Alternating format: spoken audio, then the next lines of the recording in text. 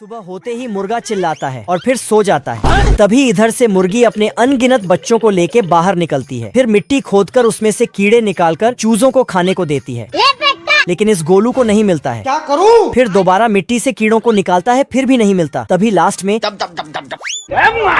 गोलू उसके पीछे भागता है। तभी हवा का दिशा बदलता है और मौसम खराब होकर तूफान का रूप ले लेता है और बारिश के बादल भी आ जाते हैं।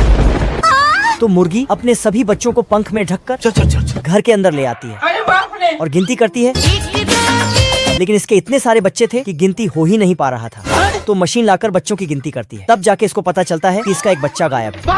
तो ये फटाक से अपना छतरी उठाती है और गोलू को ढूंढने चली जाती है। इधर ये नेवला घात लगाकर खड़ा था, लेकिन तभी मुर्गी आ जाती है और गोलू को घर ले जाती है।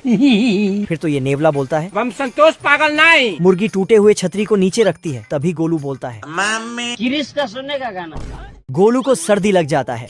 कुछ नहीं होगा बेटा। तो मुर्गी इसको उठाकर बेड पे सुला देती है और डॉक्टर के पास चली जाती है। लेकिन उधर से वो नेवला आता है। मुर्गी दौड़ते हुए जाके वहीं टूटी फूटी छतरी लेके डॉक्टर को लाने के लिए निकल जाती है। तो इधर से ये साला नेवला दिल ना दिया, दिल ना लिया। फिर पर्दा गिराकर अपना भेष बदलकर डॉक्टर बन जाता है। फिर दरवाजा ठोकता है तो गोलू डर जाता है। अरे बाप रे। फिर सारे चूजे मिलकर दरवाजा खोलता है। आजा आजा। तो डॉक्टर नेवला घर के अंदर आके गोलू को देखता है, लेकिन तभी गोलू फिर तो नेवले का असली चेहरा सबके सामने आ जाता है।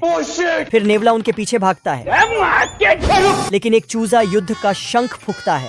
फिर सारे चूजे एक एक करके अपने ऊपर बोतल का ढक्कन लगाकर हेमलेट बनाता है।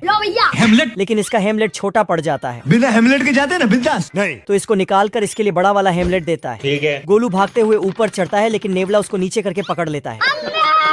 इधर छोटे चूजे पॉपकॉर्न को गर्म बर्तन में डालता है। जोगली दूसरे शहर के बादल को रस्सी से बांध के ले आता है और अपने शहर में बारिश करवाता है, क्योंकि शहर पूरी तरह से सूख चुका था। इसलिए पूरे शहर में नदी भी बना देता है। बाप रे। जोगली बहुत ताकतवर है। ये बड़े से बड़े तूफान को रस्सी से बांधकर काबू कर लेता है और तूफान पर बैठ के बीड़ी बनाता है। बीड़ी? और साला बिजली से उसमें आग लगाता है। बड़े खतरनाक लोग हैं। फिर तूफान को पिस्तौल से डरा डरा कर भगा देता है। दरअसल जोगली का पालन पोषण भेड़ियों ने ही किया था और दूसरे जानवर के साथ मिलकर खेल कूद करता था। जोगली खरगोश से भी तेज फुदकता था। ये अजगर जोगली को बेचारा अजगर तो इल्ली बन के भाग जाता है। जोगली हड्डी चबा रहा था। तभी 3 भेड़िए भी हड्डी चबाने आते हैं, लेकिन जोगली इस घोड़े को गिद्ध ने चारों ओर से घेर लिया था। तभी जोगली ऊपर से देख लेता है। फिर घोड़े और जोगली में दोस्ती हो जाती है।